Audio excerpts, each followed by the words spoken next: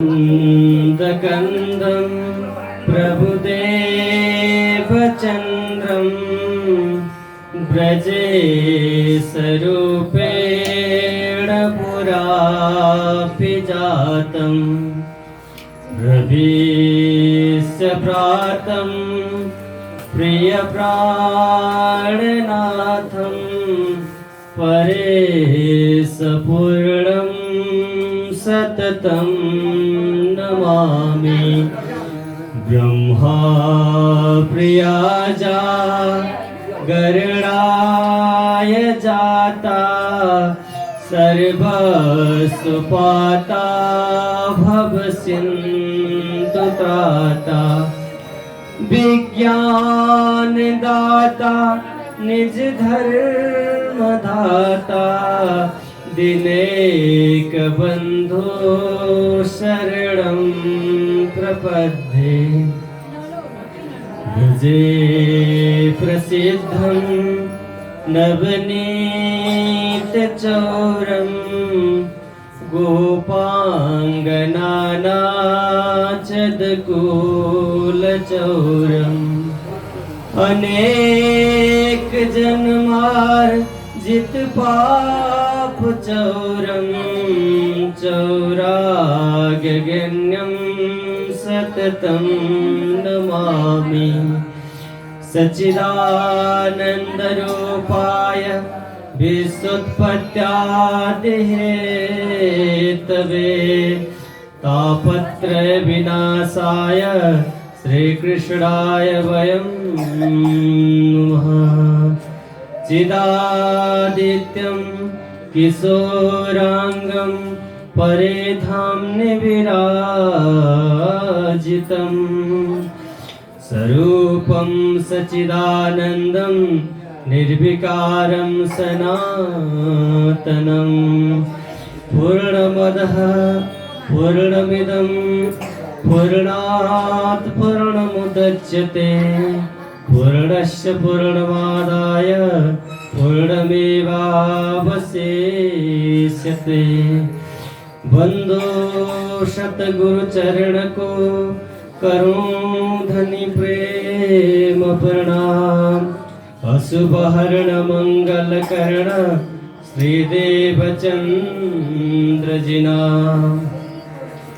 श्री प्राणनाथ निज मूलपति श्री महराज सुनाम। तेज कुंवर श्यामा युगल को पल पल करूं प्रणाम।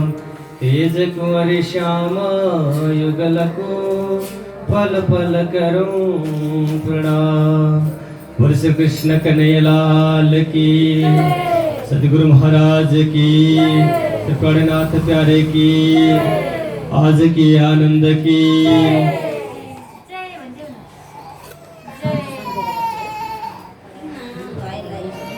सिंहासन में विराजमान श्री श्यामा जी, 14 लोकोत्तम श्री 5 नवतनपुरी धाम धाम भित्र सद्गुरुको दिव्य गादीमा विराजमान आचार्य महाराज श्री अनि मञ्चस्थ स्थापित श्रीमद् तारतम सागर ब्रह्मवाणी श्रीमद् भागवत अनि आजको यो 5 दिवसीय कार्यक्रमलाई आयोजना गर्नुहुने आयोजकको निमन्त्रणलाई स्वीकार गरेर पाल्नुहुने परम आदरणीय परम विद्वान भागवताचार्य गुरुजी श्री श्यामदास भट्टवालजी अनि यस सुन्दर कार्यक्रमको आयोजना गर्नुहुने आयोजक परिवार टाढा नजिकबाट यस निमन्त्रणालाई स्वीकार गरेर पाल्नुहुने हजुरहरू सबै धर्मानुरागी धर्मप्राण भक्तजन सुन्दर साथजीको चरण कमलमा स्वीकार्नुहोस् मेरो कोटि कोटि प्रेम प्रणाम। बाबा किन रोएकी? सबैले एकचोटि प्रणाम भन्नु त। प्रणाम। बोलो श्री कृष्ण कन्हैया लाल की। हामी यहाँ 5 दिनसम्म सायद हिजोदेखि यहाँ सुरु भइसकेको थियो, पूर्वाङ्ग भइसकेको थियो। कुनै पनि कार्यक्रम यथार्थम वाणी श्रीमद् भागवत वेद पुराण जुन पनि शास्त्रलाई आयोजना गरिन्छ यसको निश्चित आफ्नो विधि छ। या त एक दिनमा एकहा गरेर 9 जनाले पढेर सक्छौँ हामी, अनि या त 3 दिनमा अखण्ड, जहाँ अखण्ड बत्ती बालिन्छ, अखण्ड दियो राखिन्छ, अनि अखण्ड रूपमा पाठ सुरु भएसम्म अन्त्य आद्योपान्तसम्म लगातार पढिन्छ। अनि 5 दिनमा 2 जना 3 जना बसेर सक्छौँ भने 7 दिनमा सप्ताह अनि 9 दिनमा नवा, यसरी सक्छौँ। यो कार्यक्रम 5 दिवसीय कार्यक्रम हो यहाँ। अनि हजुर हामी भाइलाई के भयो एकचोटि बरु उठ्दै लैजानु। बोले श्री कृष्ण का नैया लाल की, सद्गुरु महाराज की। हामी तापमबाडी सत्सङ्गमा छौँ। त्यो एक आत्मकथा हो। एकचोटि हजुरहरूले ध्यान यसो हल्ला भएपछि ध्यान भड्किन्छ कि लैजानु। अनि म बरु सुरु गर्छु। बोले श्री कृष्ण का नैया लाल की, सद्गुरु महाराज की, प्राणनाथ प्यारे की। यो कथा, यो चर्चा अरूभन्दा केही भिन्न छ। हजुरहरूले श्रीमद् भागवत महापुराण सुन्नुभयो होला, अन्य वेदका चर्चाहरू, शिव पुराण सुन्नुभयो, गरुड पुराण सुन्नुभयो, अनि अनेक पुराणहरू 18 पुराण सुन्नुभयो होला, लिङ्ग पुराण सुन्नुभयो। सबै पुराणहरूको आफ्नो ठाउँमा आफ्नो महत्त्व छ। अनि यसलाई चाहिँ पुराण नभनेर तारतम सागर भनियो। के भनेर हजुरहरूले ध्यान यता दिनुहोस् त। आउनेले चढाउँदै हुनुहुन्छ, पूजा गर्नुहुन्छ, हजुरहरूले चाहिँ मपट्टि ध्यान दिनु है त। बोले श्री कृष्ण का नैया लाल की। एकदम जति समय बस्नुहुन्छ शान्त चित्त भएर बस्नुहोस्, हल्ला नगरिकन है त। यसलाई तारतम सागर भनियो। किन होला त? यहाँ 18,758 चौपाइया छन्। चौपाई भनेको श्लोक।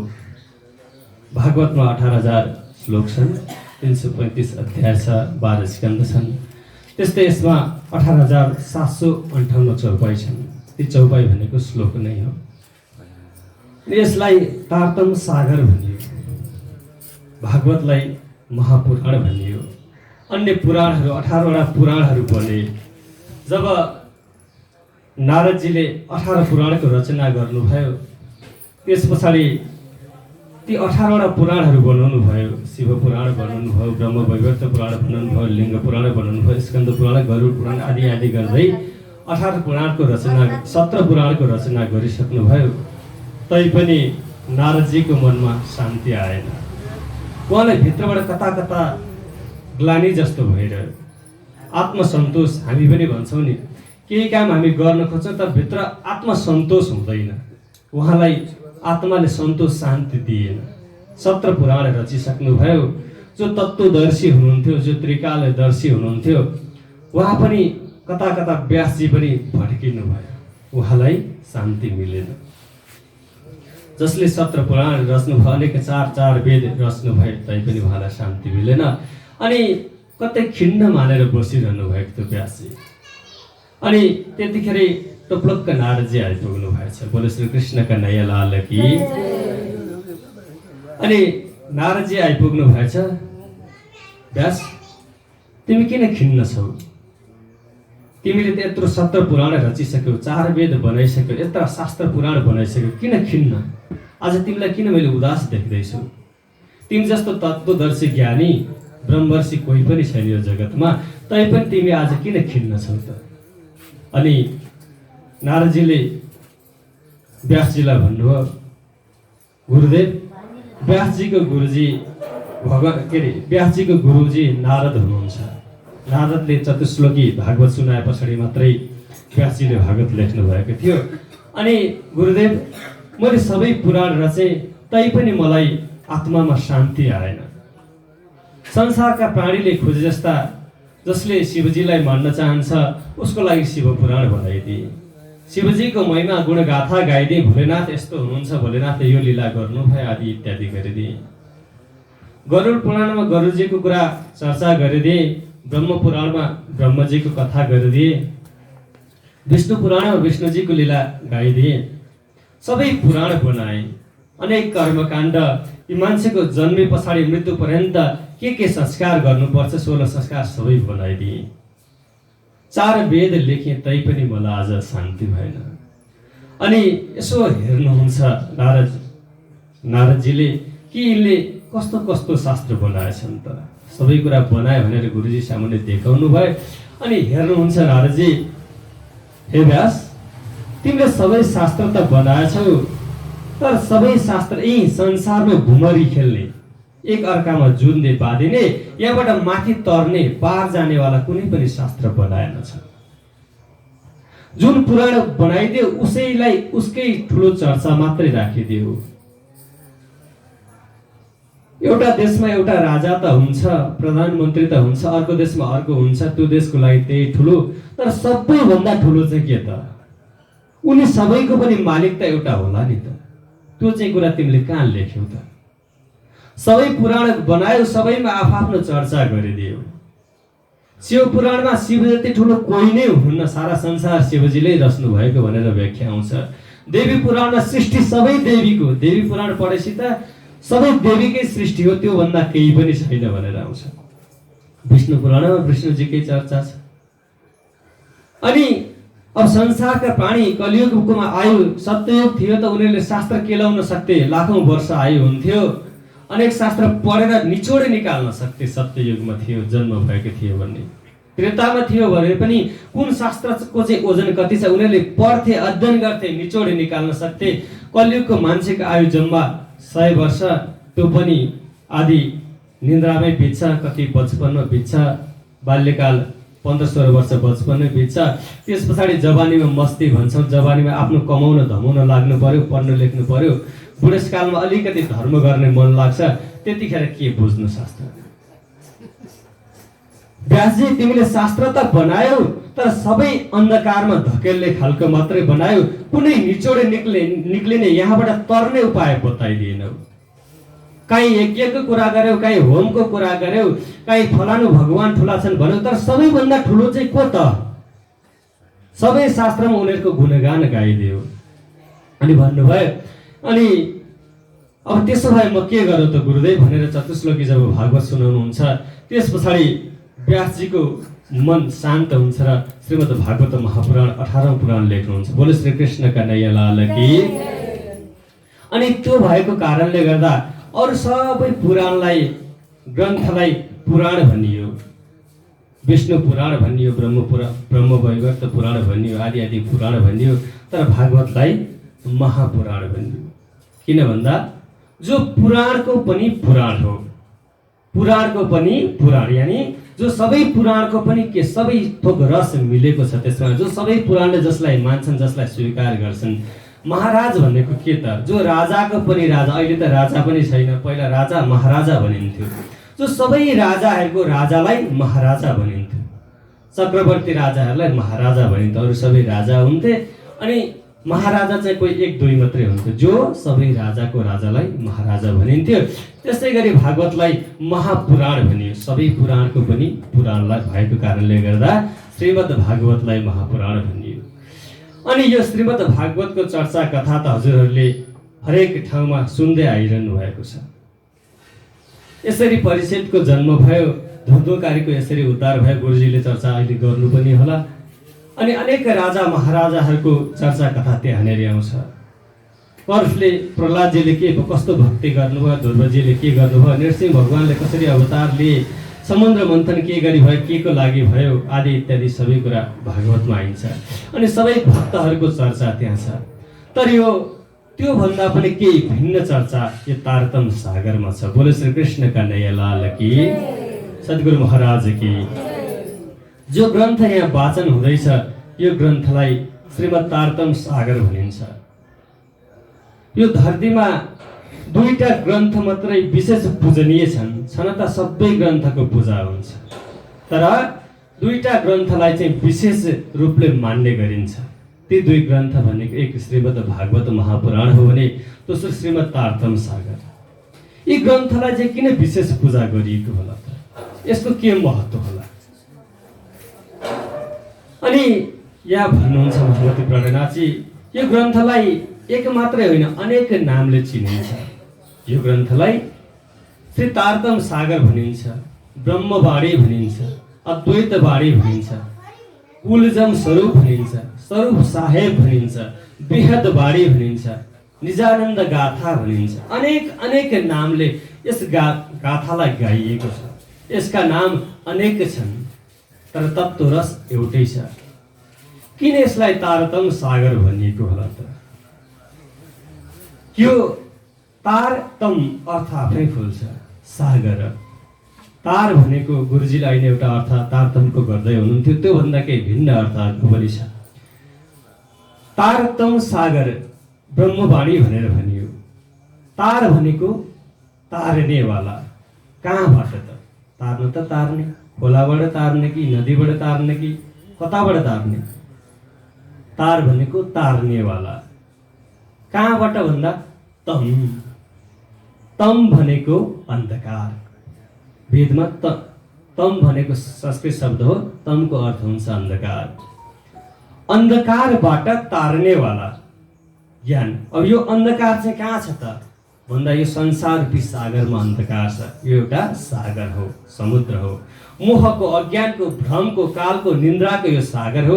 यो अज्ञान रूपी अन्धकार रूपी सागरबाट, यो मोह रूपी जालबाट तार्नेवाला ग्रन्थ भएको कारणले गर्दा यसलाई तारतम्य सागर भनियो। संसारको अन्धकारबाट, तमबाट, असतोमा ज्योतिर्गमय, असत्यबाट, असतबाट, जडबाट, दुःखबाट तार्नेवाला ग्रन्थ भएको कारणले गर्दा यसलाई तारतम सागर भनियो। यसैलाई बेहद वाणी पनि भनियो। बेहद वाणी भनेको के भन्दा हद पार बेहद है, बेहद पार अक्षर, अक्षर पार उतन जागिए इन घर। हद भनेको लिमिट, यो संसार जहाँ जसको सीमित छ। हद भनेको निश्चित, हद पार बेहद भनेको छ। यो संसारलाई हद भनियो। हद भनेको यसमा निश्चित छ, हरेक चिज निश्चित छ। नवग्रह यो निश्चित त छ, यो फलानु देश, फलानु विष्णु आदि, यति समुद्र, यति जम्बुद्वीप आदि इत्यादि। हद निश्चित क्षेत्र मात्रै छ यसमा, त्योभन्दा कुनै अनगिन्ती छैन। जे छ सीमित छ। यहाँ असीमित केही छ? कुनै पनि चिज असीमित छैन, यहाँ सीमित छ। यतिवटा समुद्र छन्, यतिवटा देश छन्, यतिवटा द्वीप छन्, सबै गन्न सकिन्छ। बोलो श्री कृष्ण कन्हैया लाल की। यो भन्दा माथि गएर मान्छे पनि यति करोड, यति खरब, यति अर्ब भए यो पनि गर्न सकियो। यहाँ हद हो, यो सीमित छ यहाँ। अनि भन्नुभयो हद पार बेहद, बेहद, बेहद। हद भन्दा टाढा जो छ त्यसलाई बेहद भनियो। हद पार बेहद, बेहद पार अक्षर, अक्षर पार उतन जागिए इन घर भनेर भन्नुभयो। यसलाई बेहद वाणी किन भनियो भन्दा यहाँ आजसम्म यो हद भन्दा टाढाको, यो संसार अहिलेसम्म नगाइएको गाथा यसभित्र गाइयो। आजसम्म जति पनि चर्चा गरिएको थियो त्यो सबै यी संसारकै चर्चा गरिएको थियो। राजा महाराजाको गाथा गाइएको थियो, ब्रह्मा विष्णु महेश त्रिदेवको गाथा गाइएको थियो, जो यही 14 लोक ब्रह्माण्डभित्र जो हुनुहुन्छ। भूलोक, भरलोक, स्वर्लोक, जनलोक, महलोक, तपलोक, सतलोक, अतल, वितल, सुतल, तलातल, रसतल, महातल, पाताल, यति 14 लोक भित्रकै सबै जति पनि कथा चर्चा गरियो आजसम्म, यी सबै यो 14 लोक ब्रह्माण्ड भित्रकै गरियो। यहाँ भित्र के छन् त? अनि यहाँ जन्मेर के गर्नुपर्छ, स्वर्ग जानलाई के गर्नुपर्छ, त्यो बाटो मात्रै देखाइयो। जति पनि ग्रन्थमा स्वर्ग जाने बाटो देखाइयो, वैकुण्ठ जाने बाटो देखाइयो, अनि कैलाश जाने बाटो देखाइयो। तर पार तर चाहिँ केबाट त? के भनिएको छ भन्दा छिडै पुण्य मृत्युलोक विसन्ति। जब यो हाम्रो शरीरले, यो संसार त कस्तो रहेछ, स्वर्गको सुख त कस्तो रहेछ भन्दा जसरी कुनै एउटा व्यक्ति यहाँबाट घुम्नको लागि भनौँ अमेरिका गयो। अमेरिका के को लागि एउटा पासपोर्टको सहाराले जान्छ, गोजी उसले लाखौँ 20-40 लाख पैसा लिएर गएछ। ऊ कतिन्जेल अमेरिका बस्छ त? जतिन्जेल उसको गोजीको पैसा सकिँदैन। त्यो पैसा सके पछाडि त फर्किनै पर्यो, पैसा कमाउनै पर्यो। नकमाइकन त त्यहाँ बस्न पाइँदैन। अर्काको देश, अर्काको मुलुक नकमाइकन बस्न पाइन्छ? पाइँदैन। बोलो श्री कृष्ण कन्हैया लाल की। वो स्वर्ग पनि त्यही भनिएको छ, छिडै पुण्य मृत्युलोक विसन्ति। हामीले गरेको जति पनि कमाई छ, कमाई भनेको के कमाई भन्दा धर्मरूपी कमाई। यहाँ त जति पनि धन दौलत वैभव छ यो त संसारको लागि, शरीरको लागि, तर आत्मा जानको लागि के भनिएको छ भन्दा देहस्थितायाम परलोक मार्गे धर्मानुभोगत क्षति जीव एक। जब यो देह शरीर छोडेर चितामा जान्छ त्यतिखेर धर्म मात्रै एउटा यात्री हो, साथी हो हाम्रो। त्यो चाहिँ धर्मानुभव गच्छति जीव एक, धर्मको साथमा मात्र यो जीव आत्मा निक्लिएर जान्छ भनेको। यो स्वर्गको साधना, स्वर्गको यो कमाई जति पनि छ यो त स्वर्ग पनि एक दिन क्षण हुने रहेछ। जति पनि आत्मा स्वर्ग गए, हामी स्वर्गवासी भयौँ अथवा स्वर्गवासी हुनुभयो, स्वर्गारोहण भयो भन्छौँ। के भनेको त त्यो एक दिन फेरि फर्किनु छ। हामी स्वर्ग जाने साधना किन गर्ने? हामी छ भने त्योभन्दा अझ माथि जाउँ, त्योभन्दा पर जाउँ, जहाँबाट कहिले पनि फर्किन नपरोस्। बोलो श्री कृष्ण कन्हैया लाल की, सद्गुरु महाराज की। अनि यहाँ भन्नुहुन्छ यसलाई विहद वाणी भनियो, कुलजम स्वरूप भनियो। कुलजम भनेको संसारका जति सबै शास्त्रको मूल के हो थाहा छ? पुराण, भागवत आदि इत्यादिको मूल वेद हो। बोलो श्री कृष्ण कन्हैया लाल की। सबै शास्त्रको मूल वेद। अनि वेदभित्र के छ त? अनि अरू भागवत भित्र के छ त? ती सबैको निचोड, ती सबै शास्त्रको सार चाहिँ यहाँ थुपारिएको छ। त्यो भएको कारणले यसलाई कुलजम भन्यो। सबै कुराको कुल मिलाएर राखिएको शास्त्र भएको कारणले गर्दा यसलाई कुलजम स्वरूप भनियो। अनि अर्को नाम यसलाई पुकारियो स्वरूप साहेब भनियो। स्वरूप साहेब के रहेछ त भन्दा, स्व भनेको स्वयं आफू नै, रूप भनेको रूप भइहाल्यो, साहेब भने साहेबको रूप। आफूभन्दा ठुला राजा महाराजलाई पहिला के भन्ने उपाधि थियो? साहेब भनिन्थ्यो, हजुर भनिन्थ्यो, मौसुब भनिन्थ्यो, सरकार भनिन्थ्यो। त्यस्तै यहाँ राज्यलाई पनि, श्रीकृष्णजीलाई पनि साहेब शब्दले सम्बोधन गरेको स्वरूप श्रीकृष्णजी स्वयंको रूप यस ग्रन्थभित्र छ। त्यो भएको कारणले गर्दा यसलाई स्वरूप साहेब भनियो। बोलो श्रीकृष्ण कन्हैया लाल की। हजुरहरूलाई गुरुजीले काँडा कथा गर्नुभयो, अरूले त काकाको कथा गर्नुहुन्थ्यो, जन्मादशी भनेर सुरु गर्नुहुन्थ्यो भने जस्तो लागेको त छैन नि। बोलो श्रीकृष्ण कन्हैया लाल की। सुन्दै जाउँ, फेरि बिस्तारै बुझिन्छ। सद्गुरु महाराज की। स्वरूप साहेब, सो आफ्नै रूपको गाथा यसमा गाइयो। त्यो भएको कारणले गर्दा यसलाई स्वरूप साहेब भनेर पनि भनियो। अनि यो अन्धकारबाट तर्नेवाला ग्रन्थ, तार्नेवाला ग्रन्थ भएको कारणले गर्दा यसलाई तारतम सागर भनियो। अनि यो तारतम सागर, स्वरूप साहेब, ब्रह्मवाणी जति पनि नामले पुकारे पनि यसको रस भनेको चाहिँ श्रीकृष्ण हो। बोलो श्रीकृष्ण कन्हैया लाल की, सद्गुरु महाराज की, प्राणनाथ प्यारे की।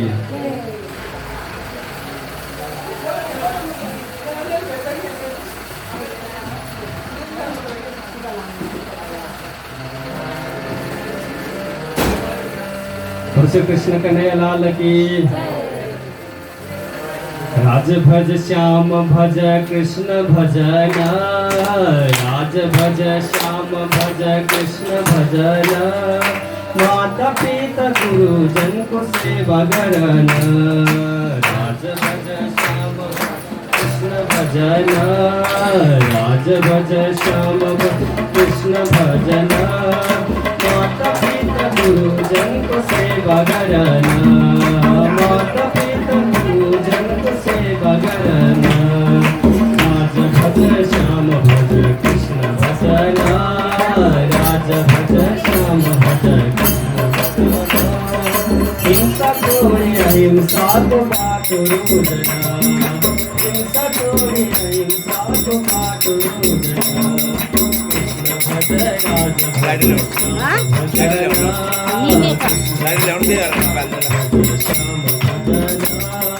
माता पिता गुरुजन को सेवा करना, माता पिता गुरुजन को सेवा करना। राज भज श्याम भज कृष्ण भजना, राज भज श्याम कृष्ण भजना। माता पिता गुरुजन को सेवा करना, माता पिता गुरुजन को सेवा करना। हिंसा छोड़े अहिंसा को बाट पूजना, हिंसा छोड़े अहिंसा को बाट पूजना। राज भज श्याम कृष्ण भजना, राज भज श्याम भज कृष्ण भजना।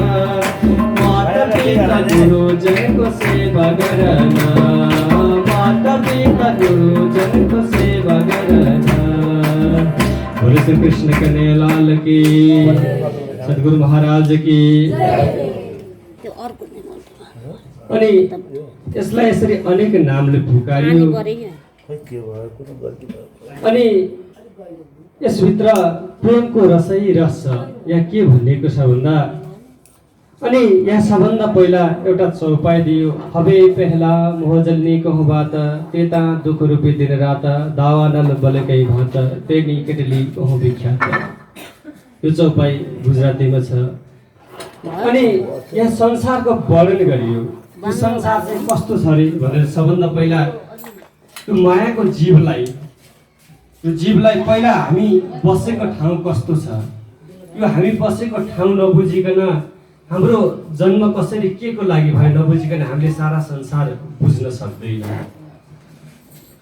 अनि हामीलाई नेपालको बारेमै थाहा छैन भने हामी विश्वको बारेमा कसरी थाहा पाउन सक्छौँ? यो नेपाल कस्तो छ पहिला नेपाललाई त बुझ्नु पर्यो। नेपाललाई नबुझिकन अन्तको व्याख्या कसरी गर्न सक्छौँ? हामीलाई हाम्रै ठाउँको बारेमा पहिला जानकारी हुनुपर्छ। अनि यहाँ महावती प्राणनाथजीले एउटा बाणीमा चौपाई राखिदिनु भयो। के रे भन्दा यो संसार बडा विचित्र छ रे। मोहले संसार जकडिएको छ रे के। हबे पहिला अब यो संसारको बारेमा पहिला बताउँछु अनि यहाँबाट पार तर्ने उपाय चाहिँ के हो त, अनि त्यो कुरा चर्चा गर्छु भनेर महावती प्राणनाथजीले यहाँ भन्नुभयो। हबे पहिला मोह जलिने कहूँ बात। यो मोहले यो संसार चाहिँ जकडिएको छ रे। कस्तो रे त मोह भन्दा एउटा यहाँ प्रसङ्ग आउँछ। एकजना हजुरहरूले सुन्नु भएकै प्रसङ्ग होला। एकजना ऋषि हुनुहुँदो रहेछ मार्कण्डेयजी, जसको नाम मार्कण्डेय थियो। उहाँले भगवान विष्णुको कठिन तपस्या हजारौँ वर्ष लगाएर तपस्या गरिदिनु भयो। तपस्या गरिरहनु भयो र तपस्या गरेर भगवानलाई प्रसन्न पारिदिनु भयो। अनि भगवानलाई प्रसन्न पारेर मार्कण्डेयजीले भगवानलाई खुसी बनाउनु भयो। भगवानले साक्षात्कार हुनुभयो भगवान विष्णु। बोले श्री कृष्ण कन्हैया लाल की, सद्गुरु महाराज की। अनि भन्नुहुन्छ के वरदान माग्छौ, के को लागि यत्रो कठिन तपस्या गर्यौ तिमीले? मार्कण्डेयजीलाई सोध्नु भयो। अनि भगवानले भन्नुहुन्छ हे प्रभु, मैले हजुरको कुनै इच्छाले त्यत्रो तपस्या गरेको त होइन। हजुरको दर्शन पाएँ, हजुरको दर्शनको लालायत थिएँ। हजुरको दर्शन पाएँ, यही नै मेरो सबभन्दा ठुलो सौभाग्य हो।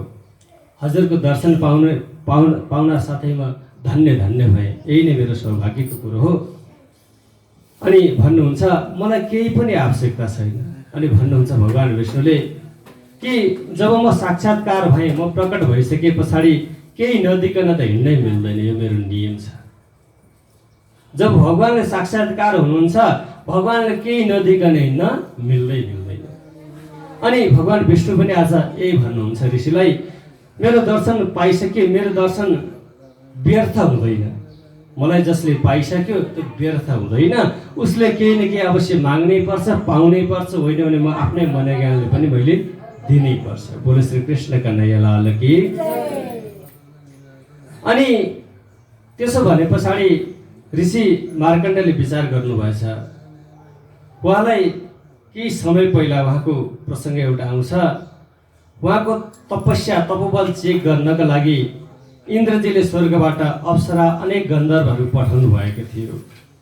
अनेकले उहाँको तपस्या भङ्ग गर्न खोज्नु भएको थियो। पुष्पभद्रा नामको नदीको किनारमा उहाँ बस्न तपस्या गर्नुहुन्थ्यो।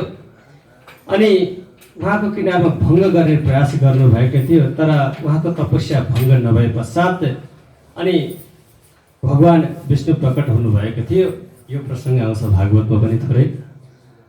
अनि प्रकट हुनुभयो अनि भन्नुहुन्छ हे प्रभु, हजुर त मायापति, यो संसार एकदम माया मोहले घेरेको छ भन्ने सुनेको छु।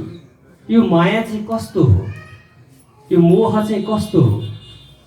मलाई यो हेर्ने इच्छा जाग्यो। बोले श्री कृष्ण कन्हैया लाल की।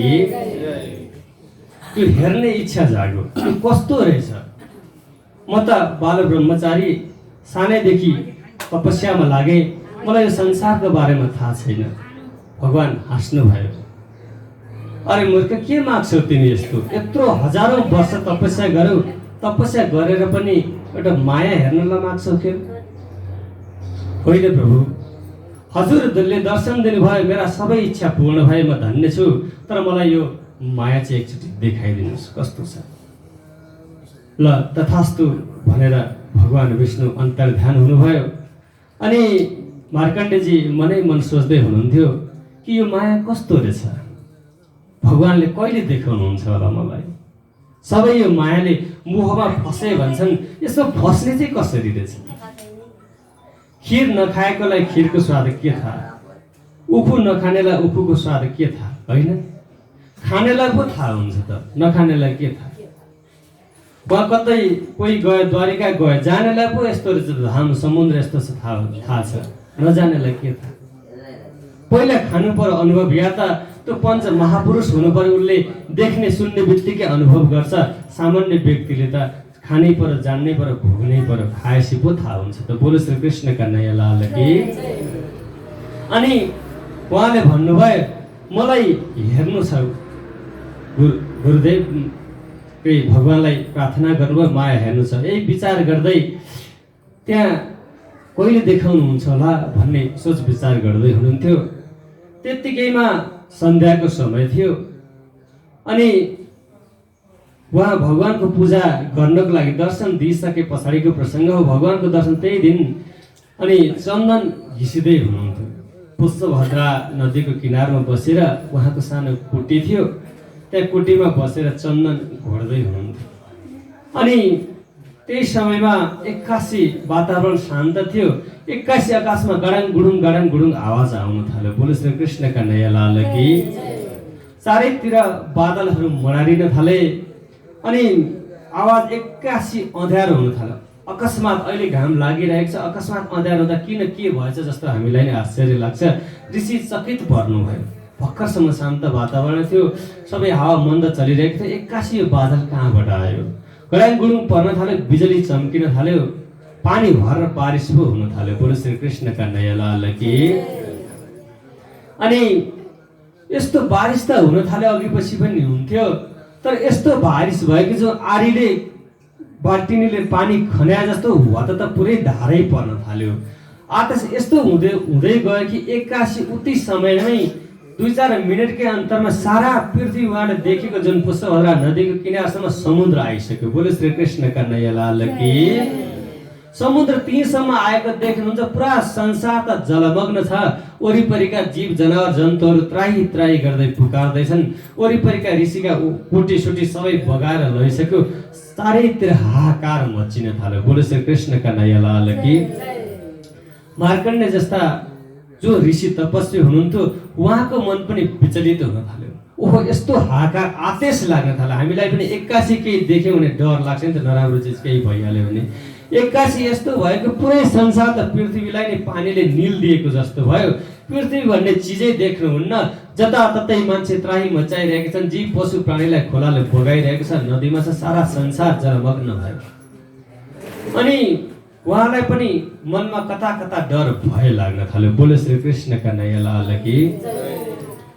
अनि यो देखेर अचम्म लाग्दै थियो। त्यत्तिकै के सोच्दै हुनुहुन्थ्यो, एक्कासी पानी त यत्रो भयो कि उहाँलाई पनि त्यही पानीमा बगाउँदै लयो। बोलो श्री कृष्ण कन्हैया लाल की। भर्खरैसम्म केही समय पहिलासम्म केही प्रहरसम्म चन्दन घोटेर नदीको किनारमा बसिरहेका ऋषिलाई त समुद्रले बगाएर लयो। वरिपरि काहीँ केही हेर्नु देख्नु सुन्नु केही पनि छैन। आँधी मुस्लो पुरै आउन थाल्यो। गडाङ गुडुङ बिजुली चम्केको छ, बगाउँछ। सबैजना त्राही त्राही गर्दैछन्। जीव पशु पन्छीलाई सबैलाई बगाइरहेको छ। कहाँ समाउने, कहाँ टेक्ने केही ठाउँ छैन। खोलाले डुबाउँदैन, माथि माथि तैरिँदै जानुहुन्छ। बोलो श्री कृष्ण कन्हैया लाल की। तैरिँदै जानुभयो, यता जानु उता जानु, काहीँ केही छैन। कतै जमिन भन्ने ठाउँ नै छैन। अनि यस्तै त्यो निकै समय तैरिँदै जानुभयो। अति तैरिँदा भय उत्पन्न हुन थाल्यो, डर लाग्न थाल्यो। ओहो, म पनि मर्छु कि क्या हो? हेर्नु, बोलो श्री कृष्ण कन्हैया लाल की। डर लाग्न थाल्यो। एकदम तैरिँदै जाँदै हुनुहुन्थ्यो। अनि एक ठाउँमा कतै समुद्रको किनार देखिएछ। त्यो किनारमा चाहिँ एउटा धुबी कतै लुगा धोएर सुकाउन कतै लागिरहेको रहेछ। त्यो कति समय तैरी पछाडि उहाँ त्यो किनारमा पुग्नुभयो। अनि लुगा धोएर धोबी छेउमा बसिरहेका रहेछ। अनि कता बग्दै बग्दै आउँदाखेरि त्यो किनारमा आइपुग्नु भएछ। अनि त्यो कतै मान्छे बगिरहेको देखेर धोबीले समाउन बचाउन गएछ। यसो हेर्दाखेरि त मार्कण्डेयजी त्यहाँ बग्दा बग्दा स्त्री स्वरूप भइसक्नु भएको रहेछ। बोलो श्री कृष्ण कन्हैया लाल की। स्त्री स्वरूप पहिला पुरुष ऋषि मार्कण्डेय जो तपस्वी हुनुहुन्थ्यो, उहाँले आफूले आफूलाई हेर्दा त आफू त स्त्री भइसकेका रहेछ। अनि त्यो धोबीले ती ऋषिलाई स्त्रीलाई समाएर यता पानीबाट जलबाट उतारिदियो। अनि सोध्न थाल्यो, तिमी को हो सुन्दरी? ऋषि आफूले यसो हेर्छन्, म त ऋषि थिएँ, यताउता हेर्छु स्त्री भइसकेछ। उहाँले विस्मृत हुनु भयो उहाँलाई कि म ऋषि थिएँ, भगवान् विष्णुको तपस्या गरेको थिएँ, माया हेर्ने आखिर मैले यस्तो वरदान मागेको थिएँ आदि इत्यादि उहाँले भुल्नु भयो, बिर्सिसक्नु भएछ। अनि उहाँलाई आफ्नो जन्म पहिलेको कुरा केही पनि थाहा छैन। बोलो श्री कृष्ण कन्हैया लाल की।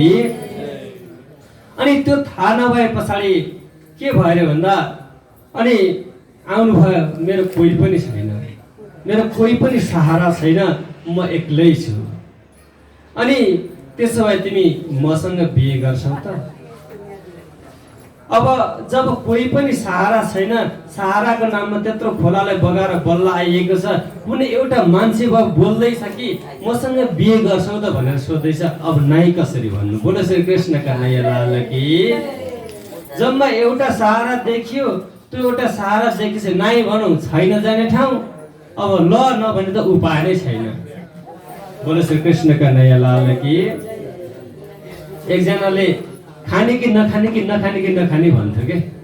अब पहिला चाहिँ खाने रे, खाने कि नखाने कि नखाने कि नखाने, पाहुना लाग्न गएको, खाने कि नखाने कि नखाने कि नखाने रे। अब नखाने नै त भन्नु पर्यो नि त, खाने कि भने भए पो खानु हुन्थ्यो त। नखाने कि नखाने लास्टमा भनिसके पछाडि त बुझेन यसले नखा भन्न खोजेको रहेछ भनेर नखाने नै भन्नु पर्यो। बोलो श्री कृष्ण कन्हैया लाल की। यस्तै सहारामा एकजना धोबीलाई देख्नु भएछ, हल्ला नगरिदिनु ल है हजुरहरूले। धोबीलाई देख्नु भएछ। अनि धोबीले ल ठिक छ म विवाह गर्छु।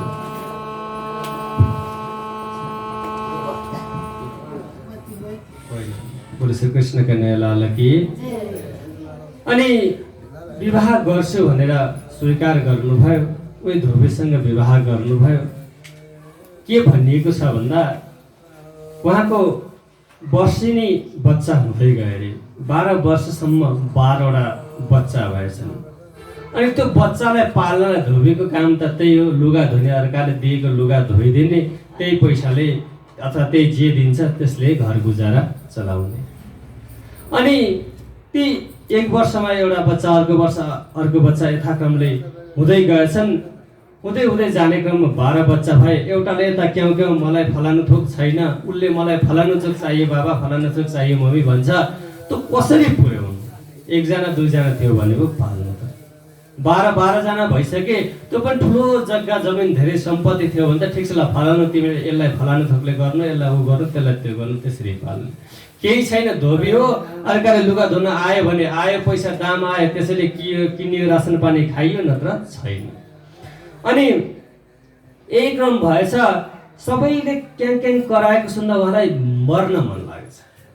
12 भाइ राति समयमा खाना नपकाएको भनेर पत्ती ल्याएर फेरि झापड मार्छ। अनि पकाउन खोज्यो, जाँदाखेरि सामान केही छैन, के पकाउनु? घरमा केही थियो त पकाउनु छैन, के बनाउनु?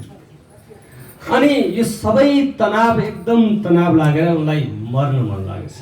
ती कन्यालाई मर्न मन लागेछ। एक दिन यसरी घरमा कतै डोरी बनाएर झुन्डिने विचार गरेछ। अब भएन, सबैले चारैतिरबाट केही कराउन थाले, केही सहने क्षमता नै छैन। यतातिर पति ल्याएर राति दिन पिड्छन्, उता बच्चा कराएको कराई गर्छन्, अब के चाहिँ गर्ने? अनि विचार गर्नुभएछ। त्यति बेला नै एउटा बाटोमा कतै हिँड्दै अलख लगाउँदै एकजना जोगी आइपुगेछन्। बोलो श्री कृष्ण कन्हैया लाल की। अलख निरञ्जन गर्दै आइपुग्नु भएछ। अनि रिस उठ्यो, म मर्न खोज्दैछु, बाइक ढोकामा आएर अलख लाउँदैछ। रिस, एकदम रिस। हामी पनि केही गर्न खोज्दैछ, जताततैबाट काम बिग्रेको छ, कसैले बोलायो भने पनि रिस उठ्छ कि कोही बेलामा। बोलो श्री कृष्ण कन्हैया लाल की।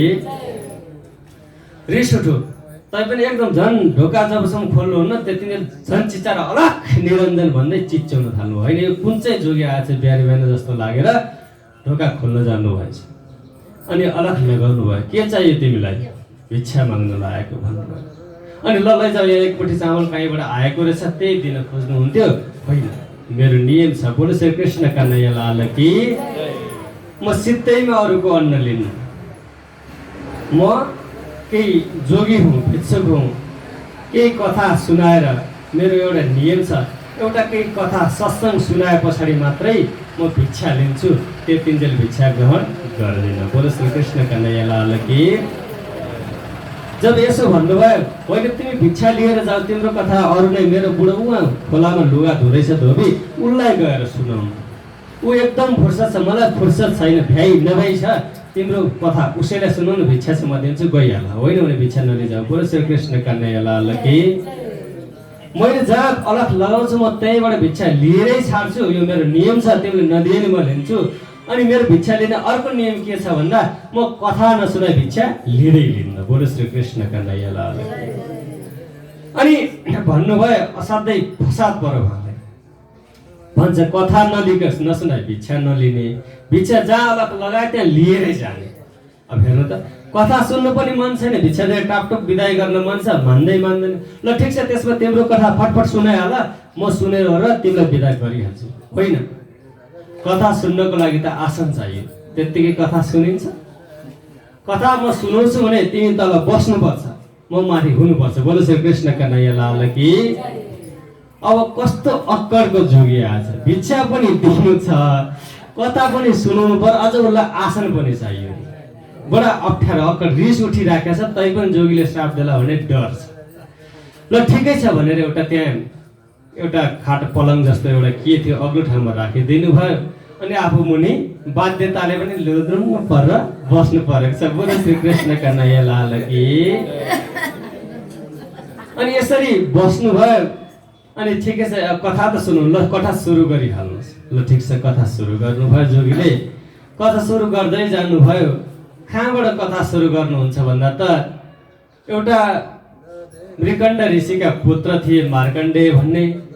अनि उनी एकदम बाल्यकालदेखि उनको आयु सबभन्दा छोटो थियो, त्यो प्रसङ्ग पछाडि आउला। 5 वर्षको आयु थियो, अनेक तपस्या अनेक कारणले गर्दा उनी चिरञ्जीवी भए। यस्ता यस्ता व्यक्ति थिए, तपस्वी, बडो तपस्वी, बहुत वर्ष तपस्या गरे उनले भगवान विष्णुको। यसरी विष्णुलाई खुसी गरेर अनि पुष्पभद्रा नदीको किनारमा तपस्या गरिरहेका थिए। विष्णुको खुसी पारेर उनले माया हेर्ने वरदान मागे। अनि त्यो वरदान माग्दाखेरि विष्णु भगवानले हुन्छ तथास्तु भनिदिनु भयो। त्यही भगवानलाई आराधना पूजा गर्नको लागि चन्दन घिच्दै थिए।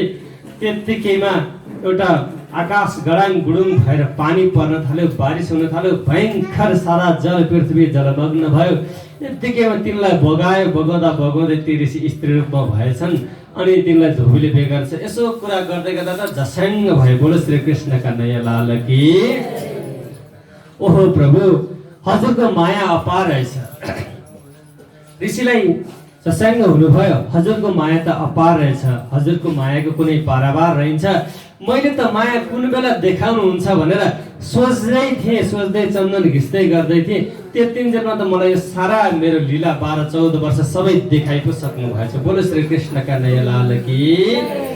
त्यता पिँढे दुष्ट नै साधा। उसले यो मायाले साधुलाई पनि छोड्दैन, दुष्टलाई पनि छोड्दैन।